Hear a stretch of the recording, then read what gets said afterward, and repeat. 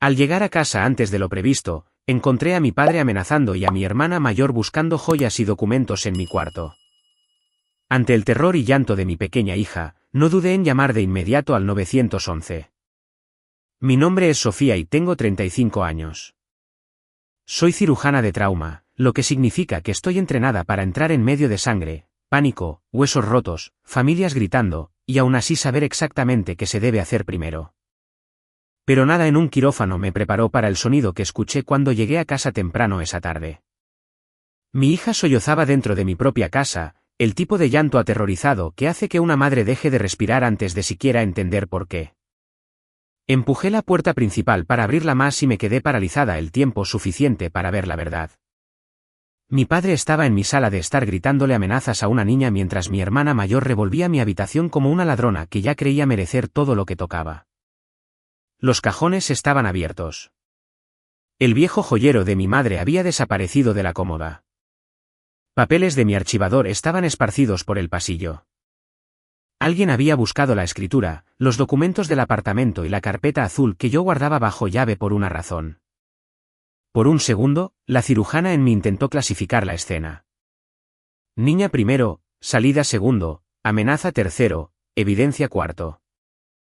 La madre en mí quería correr directamente hacia ellos. En cambio, retrocedí a la sombra junto al pasillo, saqué mi teléfono y marqué el 911 sin hacer ruido. Cuando la operadora respondió, susurré, mi familia irrumpió en mi casa. Están amenazando a mi hija. Envíen a la policía ahora. La operadora me dijo que me mantuviera en la línea, y lo hice. Aunque cada instinto en mi cuerpo me gritaba que corriera a esa habitación, mi hija Valentina solo tenía 8 años.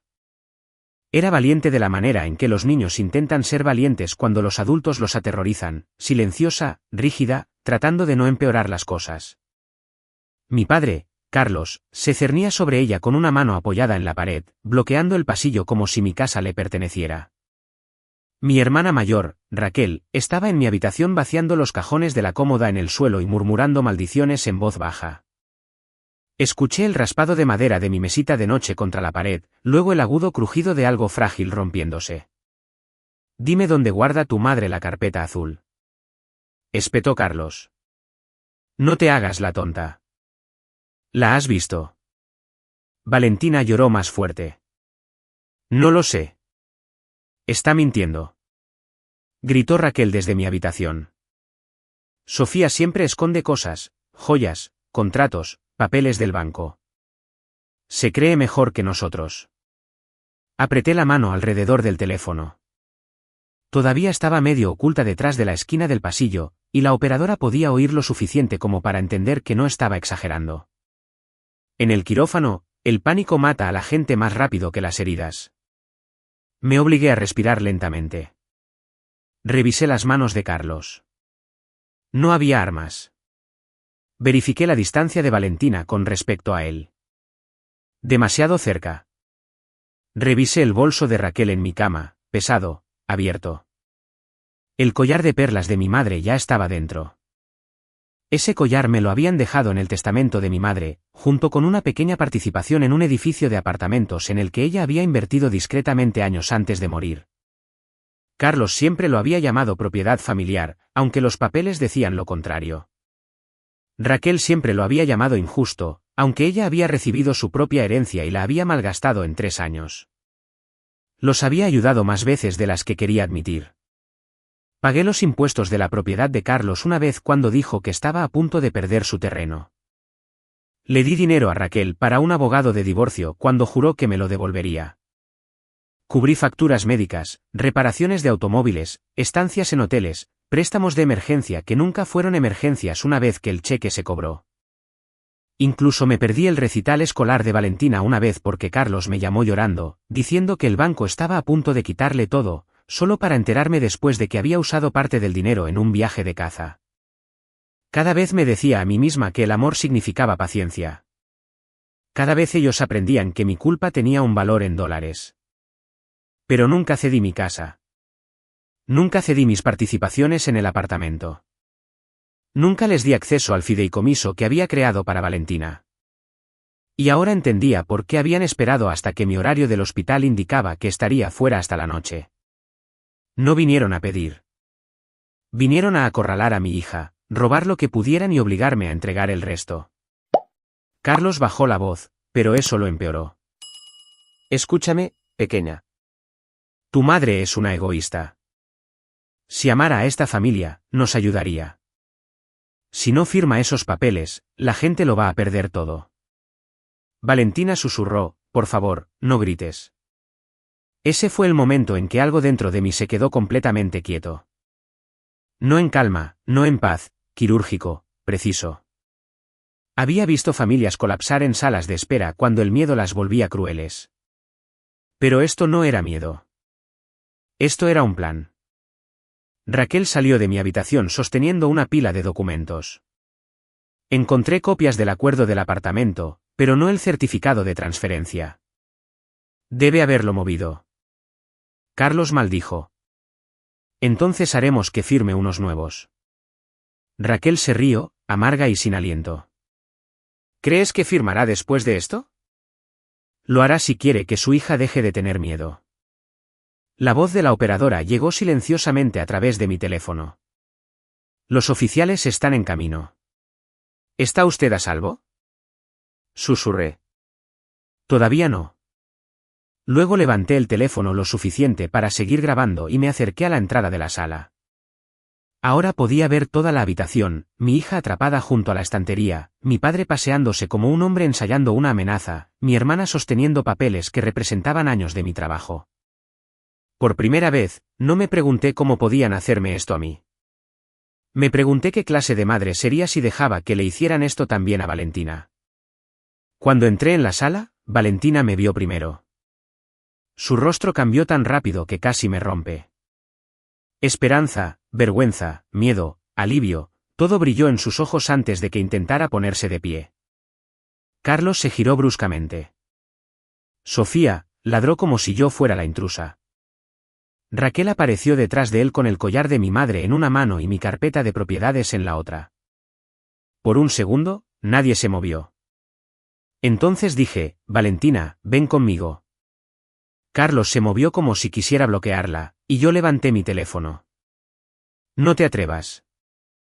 Miró el teléfono, luego mi cara. ¿Nos estás grabando? Sí. La expresión de Raquel se torció. Psicópata. ¿Estás grabando a tu propia familia? No, dije. Estoy grabando a dos adultos que irrumpieron en mi casa, robaron joyas, amenazaron a mi hija y buscaron documentos legales que no tenían derecho a tocar. Carlos dio un paso hacia mí. Cuidado con cómo le hablas a tu padre. La frase podría haber funcionado en mí 10 años antes, quizás incluso 5. En ese entonces, todavía creía que el respeto significaba obediencia. Todavía creía que ayudar a la familia significaba desangrarse en silencio para que pudieran llamarlo amor. Pero cuando vi a Valentina escondiéndose detrás de mi pierna, temblando tanto que sus dedos se clavaban en mi uniforme de cirujano, cada vieja regla murió. Tú no estás a cargo aquí. Dije, esta es mi casa. Esos son mis documentos. ¿Esa es mi hija? Raquel arrojó la carpeta sobre la mesa de café. Los papeles se deslizaron sobre el cristal. Tu casa, tus documentos, tu hija. Ese es siempre el problema contigo. Todo es tuyo. Porque trabajé para conseguirlo. Carlos se rió, pero su rostro se había puesto pálido alrededor de la boca. ¿Crees que ser doctora te hace intocable? Hicimos sacrificios por ti. Ustedes crearon préstamos a partir de mi culpa, dije. Y los pagué hasta que finalmente aprendí la diferencia entre ayudar y ser cazada. Los ojos de Raquel parpadearon. No se esperaba eso. Tampoco Carlos. Durante años, había respondido a sus insultos con explicaciones. Había defendido mi horario, defendido mis ahorros, defendido porque no podía seguir pagando emergencias que nunca terminaban. Pero ese día, de pie entre mi hija y las personas que me habían enseñado a temer decepcionarlos, no sentí la necesidad de explicar mi vida. Miré la carpeta sobre la mesa y vi exactamente lo que habían encontrado: registros del apartamento, papeles del seguro, copias de impuestos antiguos y un formulario de transferencia en blanco que había guardado solo porque mi abogado me había dicho que nunca tirara nada relacionado con la herencia. Pero faltaba algo más. Mi llave de repuesto. La que había estado escondida en el cajón de la cocina ya no estaba. ¿Cómo entraron?, pregunté. Carlos se cruzó de brazos. No empieces. ¿Cómo entraron a mi casa cerrada con llave? Los labios de Raquel se apretaron. Miré su bolso. Te llevaste mi llave de repuesto cuando viniste para el cumpleaños de Valentina. Ella espetó. Ese no es el punto. Ahora sí lo es. Carlos golpeó la mesa de café con la mano tan fuerte que Valentina se estremeció. Mi brazo la rodeó de inmediato. Firma los papeles. Gruñó. El prestamista de Raquel necesita una garantía, y mi terreno ya está comprometido. Si transfieres tu parte del apartamento temporalmente, podemos arreglarlo todo. Temporalmente, repetí. ¿Es así como llamas a falsificar mi nombre? Sus ojos se entrecerraron. Raquel dijo demasiado rápido. Nadie falsificó nada. Giré mi teléfono para que pudieran ver el temporizador de la llamada activa. La policía está llegando. Por primera vez, el silencio se apoderó de la habitación. Afuera, débiles pero creciendo, las sirenas comenzaron a cortar el aire de Montana. El rostro de Carlos cambió de la ira al cálculo. Sofía, escúchame. Diles que fue un malentendido. Diles que reaccionaste de forma exagerada. Raquel se acercó, de repente más suave, de repente desesperada. Por favor, ¿no entiendes lo que esto nos hará? Casi pregunté qué le haría a Valentina el aterrorizar a una niña, pero ya sabía que no les importaría hasta que las consecuencias llamaran a su propia puerta. ¿Todavía crees que esto se trata de lo que les pase a ustedes?, dije. Carlos bajó la voz. Estás cometiendo un error que no podrás deshacer. Miré a mi hija, luego al bolso de mi hermana, luego a mi padre de pie en el centro del hogar que había construido después de años de turnos dobles y duelo. No, dije. Por una vez, voy a decir la verdad. La sirena se detuvo tan cerca que las ventanas temblaron. Carlos se movió primero, no hacia la puerta, sino hacia mí. Intentó agarrar mi muñeca, y yo retrocedí justo cuando la puerta principal se abría detrás de él. Dos oficiales entraron con el tipo de autoridad tranquila que hace que la gente culpable recuerde de repente los modales. «Policía», gritó uno de ellos. «Que nadie se mueva». Carlos soltó el espacio entre nosotros como si le hubiera quemado. Raquel metió más profundamente el collar de mi madre en su bolso, pero un oficial lo vio. Vi que lo vio.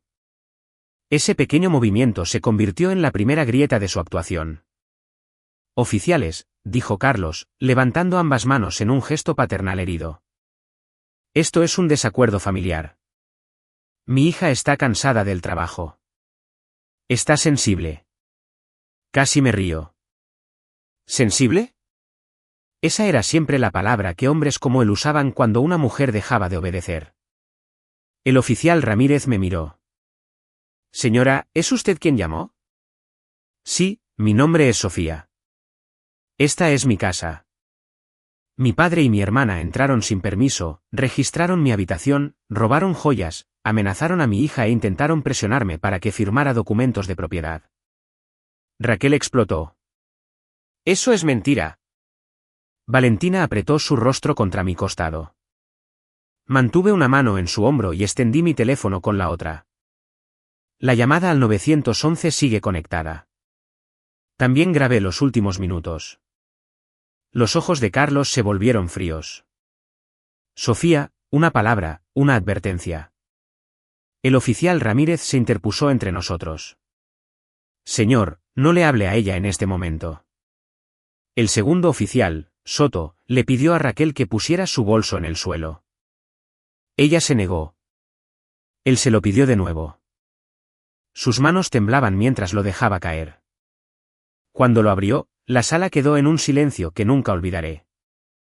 El collar de perlas de mi madre, 2 anillos, mi llave de repuesto, un formulario de transferencia doblado, un sello de notario que no pertenecía a nadie en mi casa.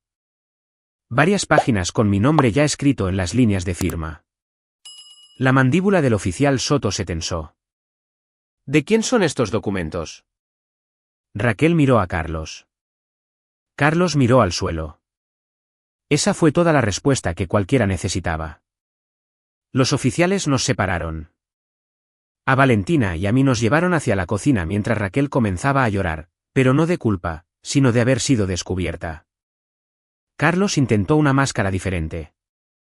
Soy un abuelo, dijo. Estaba tratando de proteger a mi familia de la ruina financiera. El oficial Ramírez respondió, amenazando a una niña. El rostro de Carlos se endureció.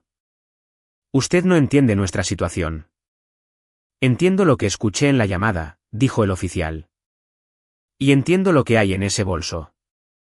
Raquel gritó, Sofía nos tendió una trampa. Esa frase casi me hizo sonreír porque la verdad era mucho mejor. No les había tendido una trampa. Simplemente había dejado de encubrirlos. Mi casa tenía cámaras porque Raquel una vez había tomado prestado un brazalete e insistió en que yo debía haberlo perdido. Mis cerraduras tenían registros porque Carlos tenía la costumbre de aparecer cuando yo estaba en el trabajo. Mi abogado tenía copias digitales porque las personas que exigen confianza a gritos son a menudo la razón por la que necesita registros. El oficial Soto le preguntó a Valentina si estaba herida. Ella negó con la cabeza, pero susurró, dijo que mamá perdería la casa si yo no le decía. Esa fue la frase que terminó la actuación de Carlos. Los oficiales lo esposaron primero. Se resistió con palabras, no con puños, lo que de alguna manera lo hizo parecer más pequeño. Sofía, vas a destruir a esta familia. Lo miré mientras el metal se cerraba alrededor de sus muñecas. No, estoy protegiendo lo que queda de ella. Raquel gritó cuando la esposaron, afirmando que las joyas eran joyas familiares, que los papeles eran solo copias, que Valentina era una dramática. Pero para entonces los vecinos habían salido a sus porches. La mujer de enfrente, que me había traído guisos después de la muerte de mi madre, vio cómo se llevaban a Raquel con el collar de mi madre sellado en una bolsa de evidencia. Carlos vio a los vecinos. Fue entonces cuando su rostro finalmente cambió. No era arrepentimiento, era humillación. Y para gente como él, la humillación duele más de lo que la culpa jamás podría. Mientras las patrullas se alejaban, el oficial Soto se quedó y nos preguntó si teníamos un lugar seguro donde pasar la noche. Miré alrededor de mi propia sala, los cajones vaciados en el suelo, el marco de fotos roto, la mesa de café cubierta de papeles, y me di cuenta de que la seguridad no es solo una puerta cerrada con llave. La seguridad es saber que las personas fuera de esa puerta respetan tu derecho a mantenerla cerrada. Estaremos bien, dije, aunque mi voz sonaba más vieja que esa mañana. Me entregó una tarjeta. Doctor. Sofía, esto puede ser más que allanamiento de morada. Un detective necesitará hablar con usted. Asentí, todavía abrazando a Valentina. Pensé que lo peor había pasado. Estaba equivocada. Lo que habían hecho dentro de mi casa era solo la superficie. El verdadero robo había comenzado meses antes. Esa noche, Valentina durmió en mi cama con la luz del pasillo encendida y mi mano envuelta en la suya. Cada vez que pasaba un coche por fuera, sus dedos se apretaban. Había pasado mi carrera cosiendo a extraños, pero no podía coser el sonido de mi hija preguntando, ¿el abuelo va a volver? Le dije la verdad de la manera más suave que pude. No esta noche. No sin que la policía lo sepa, y no sin que yo lo detenga. Ella miró al techo. ¿Hice algo mal? Esa pregunta dolió más que cualquier cosa que Carlos hubiera dicho. Me volví hacia ella y le dije, no, los adultos hicieron algo mal. Fuiste valiente, pero nunca debiste haber estado en esa posición. Ella asintió, pero los niños no sanan solo porque los adultos finalmente dicen la frase correcta. Su cuerpo todavía recordaba haber estado atrapado. Sus ojos todavía se movían hacia el pasillo cada vez que el suelo crujía. Por la mañana, supe que la casa necesitaba más que una limpieza. Necesitaba pruebas de que nos pertenecía de nuevo. Cambié todas las cerraduras, cancelé cada llave de repuesto, congelé mi crédito, llamé a mi banco y moví cada documento físico a una caja de seguridad. Tomé fotografías de cada cajón, cada rasguño, cada marco dañado, cada espacio vacío donde algo había sido tomado. Al mediodía, la detective Moreno llamó y me preguntó si podía ir a la comisaría. Encontramos algo preocupante, dijo. Varias cosas, en realidad. Ya sabía que sería malo. No sabía que sería calculado. El bolso de Raquel contenía un sello de notario falso, documentos de transferencia sin firmar y una copia impresa de mi horario del hospital. Mi horario del hospital, no una suposición, no una coincidencia. Alguien había sabido exactamente cuándo estaría fuera. La detective Moreno preguntó quién tenía acceso a él. Pensé en Raquel enviándome un mensaje de texto 2 semanas antes preguntando si todavía estaba trabajando esos horribles turnos dobles de los martes. Pensé en Carlos ofreciéndose a recoger a Valentina de la escuela para ayudarme y enojándose cuando le dije que no. Pensé en la llave de repuesto que desapareció después de la fiesta de cumpleaños de Valentina.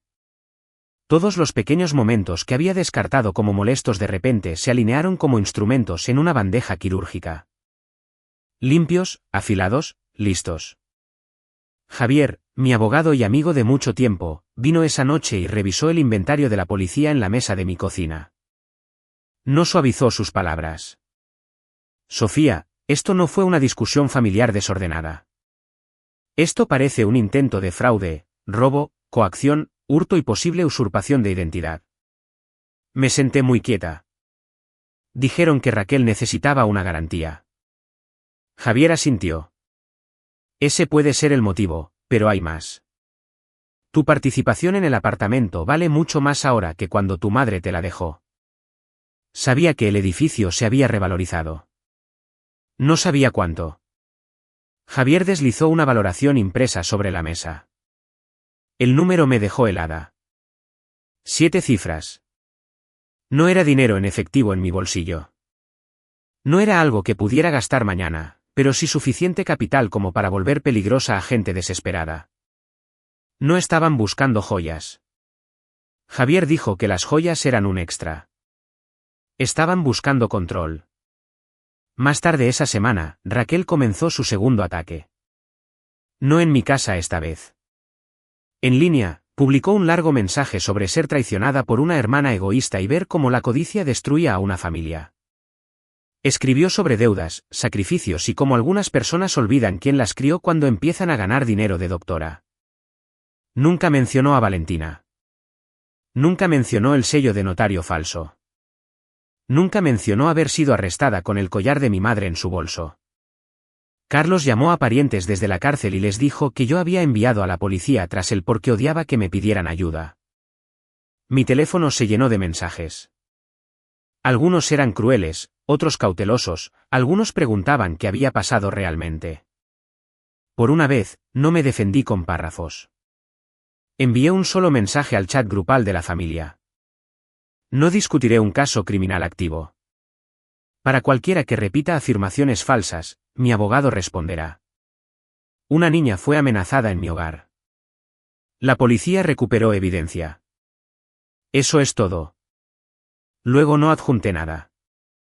Ni grabaciones, ni fotos, ni discursos emocionales. El silencio hizo más daño de lo que jamás lo habían hecho las súplicas. La gente empezó a llamar al secretario del condado. La gente empezó a revisar los registros de arrestos. La gente empezó a darse cuenta de que la historia de Raquel tenía agujeros por los que se podía caminar. En 48 horas, un primo se disculpó. Luego una tía. Luego un vecino que había oído la versión de Carlos en la ferretería llamó a mi puerta con un guiso y los ojos rojos.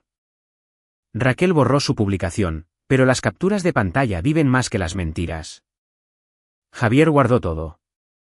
Fue entonces cuando la venganza dejó de ser emocional y se volvió legal. Carlos y Raquel habían pasado años contando con mi culpa. Ahora estaban a punto de conocer mi documentación. Y lo que pasa con la documentación es simple. No llora. No explica. Y no se manipula en la cena de acción de gracias. Simplemente espera a que la persona adecuada la lea en voz alta. Prepararme para el juicio se sintió extrañamente familiar. No porque alguna vez hubiera querido estar allí, sino porque el proceso me recordaba la cirugía. Reúnes los escáneres. Estudias el daño. Identificas lo que se puede reparar y lo que se debe extirpar antes de que envenene el cuerpo. Javier construyó nuestro caso de la misma manera que yo construyo un plan de trauma. Primero, la herida de entrada, el allanamiento. Segundo, la hemorragia interna, las amenazas contra Valentina. Tercero, el daño oculto, los documentos falsificados, el sello de notario falso, el horario del hospital copiado, la llave robada y el motivo financiero. Luego vino la parte que lo cambió todo. La detective Moreno obtuvo mensajes entre Carlos y Raquel. Se me permitió leer solo una parte antes del juicio, pero fue suficiente para que mis manos se entumecieran.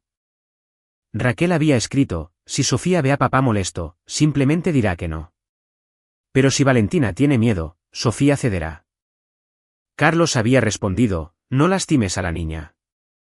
Solo hazle entender que Sofía causó esto. Leí esa línea 3 veces. No lastimes a la niña. Como si el terror no fuera daño. Como si hacerle creer a una niña de 8 años que su hogar podía ser arrebatado fuera simplemente una estrategia. Javier observó mi rostro con atención. Sofía, por esto es por lo que no llegamos a un acuerdo en silencio, susurré. No pensaba hacerlo. La vida de Raquel comenzó a desmoronarse incluso antes de que comenzara la audiencia. Trabajaba a tiempo parcial para una empresa de gestión de propiedades y había estado tratando de obtener su licencia para la venta de bienes raíces. Una vez que su empleador se enteró de que había sido arrestada con documentos de transferencia de propiedad falsos y una llave robada, fue despedida.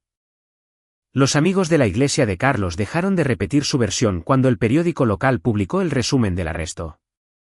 El hombre que había pasado años llamándome desagradecida de repente no podía entrar en su cafetería favorita sin que la gente bajara la voz.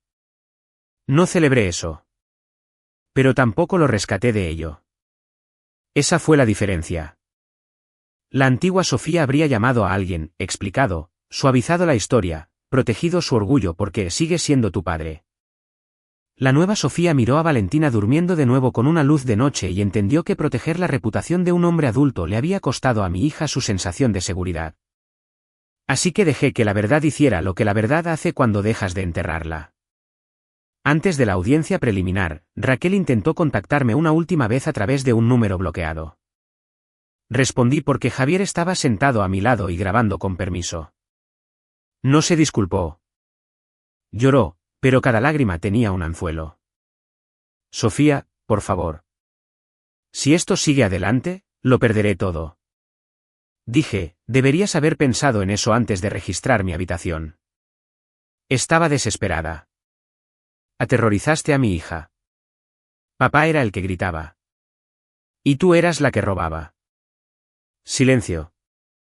Luego, la verdadera Raquel salió a la superficie. Mamá se avergonzaría de ti. Miré la fotografía de mi madre en la repisa de la chimenea, la que Raquel había golpeado de lado mientras registraba mi habitación. No, dije, mamá fue quien me enseñó a guardar los recibos. Javier casi sonrió. Raquel colgó. Esa llamada se convirtió en evidencia de contacto después de que las condiciones del arresto prohibieran el acoso. Mientras tanto, Valentina comenzó a ver a una terapeuta infantil. Pregunté si el juicio la traumatizaría aún más. La terapeuta recomendó una entrevista grabada con la niña en lugar de obligarla a enfrentarse directamente a Carlos y Raquel. El fiscal estuvo de acuerdo. Valentina se sentó en una habitación acogedora con un entrevistador capacitado y un zorro de peluche en su regazo. Yo observé desde otra habitación, mi corazón rompiéndose en silencio mientras describía a Carlos bloqueando el pasillo y a Raquel diciéndole: tu mamá está arruinando a todos. No exageró. Los niños rara vez necesitan hacerlo. La verdad sonaba pequeña en su voz, lo que la hacía insoportable. El fiscal me dijo más tarde que la entrevista de Valentina sería importante porque mostraba el impacto emocional sin convertir la sala del tribunal en otro lugar donde los adultos la rodeaban. Le di las gracias, luego fui a casa y me senté en la habitación de Valentina mientras dormía, dándome cuenta de que la justicia no se trataba solo de castigo. También se trataba de negarse a dejar que una niña cargara con la vergüenza de los adultos. La noche antes del juicio, encontré a Valentina en la mesa de la cocina dibujando nuestra casa. Dibujó la puerta principal, los pinos, la ventana de mi habitación y 2 coches de policía afuera. Pero también me dibujó a mí, de pie entre ella y todos los demás. ¿Esa soy yo?, pregunté. Ella asintió. Tú también tenías miedo, pero te quedaste. Me senté a su lado y dije, ser valiente no significa que no tengas miedo. Ella levantó la vista. ¿Ser familia significa que tienes que perdonar a la gente? Respondí con cuidado porque sabía que lo recordaría. El perdón es personal. La seguridad no es opcional. Puedes perdonar a alguien algún día y aún así nunca dejar que vuelva a entrar por tu puerta. Esa se convirtió en la frase que llevé al tribunal. No ira, no venganza por sí misma. Seguridad, límites, consecuencias. Pero no se equivoquen, las consecuencias pueden parecerse mucho a la venganza cuando la gente ha pasado años creyendo que era inmune. Y Carlos y Raquel habían creído que eran inmunes porque yo los había hecho inmunes. Había perdonado demasiado rápido, pagado demasiado en silencio, explicado con demasiada delicadeza y los había protegido de los resultados de sus propias decisiones. El tribunal fue el primer lugar donde mi amor por la familia ya no se usaría como evidencia en mi contra. La sala del tribunal era más pequeña de lo que esperaba y más fría de lo que quería. Carlos se sentó junto a su defensor público con la misma chaqueta gris que usaba en los funerales, como si esta fuera otra tragedia que le sucedía a él en lugar de una consecuencia creada por él. Raquel se sentó a 2 asientos de distancia, con los ojos rojos, el cabello perfecto, el rostro dispuesto en una inocencia herida. Cuando me vio, bajó la mirada primero. Solo eso me dijo que tenía miedo. No de mí, sino de lo que yo podía probar.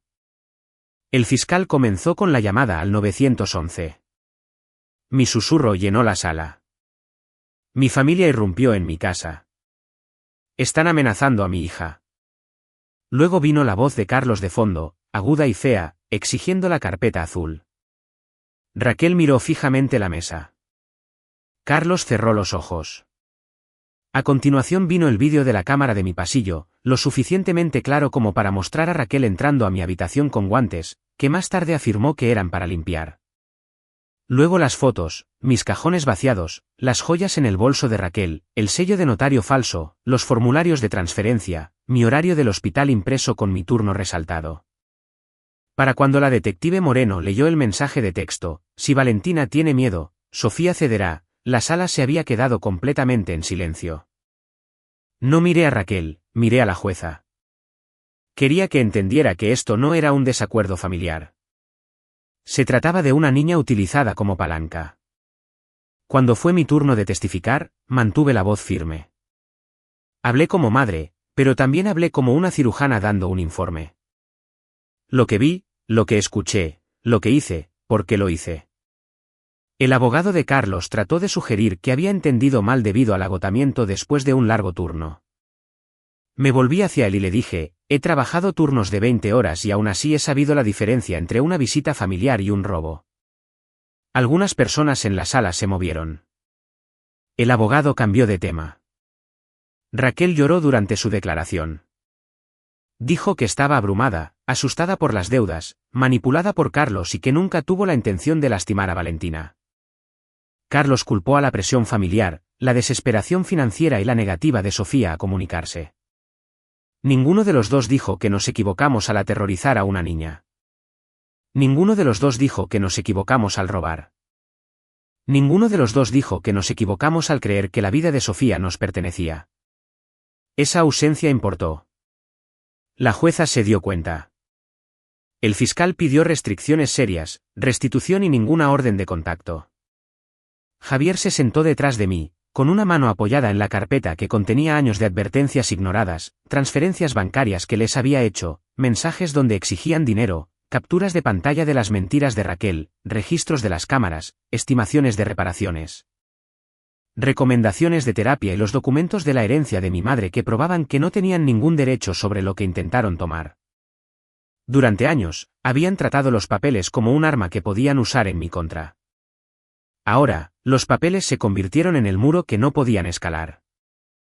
Cuando la jueza habló, su voz era tranquila, pero cada palabra impactó. Dijo que el tribunal reconocía el estrés financiero, pero que la desesperación no creaba propiedad sobre el hogar, los documentos o el hijo de otra persona. Dijo que el estatus familiar no reducía la gravedad de la coacción, aumentaba la traición a la confianza. Luego vinieron las consecuencias. Carlos se declaró culpable de robo con agravantes, intento de extorsión y poner en peligro a un menor. Recibió 18 meses de custodia en la cárcel del condado, seguidos de libertad condicional, terapia obligatoria, restitución y una orden de no contacto de 5 años que nos protegía tanto a mí como a Valentina.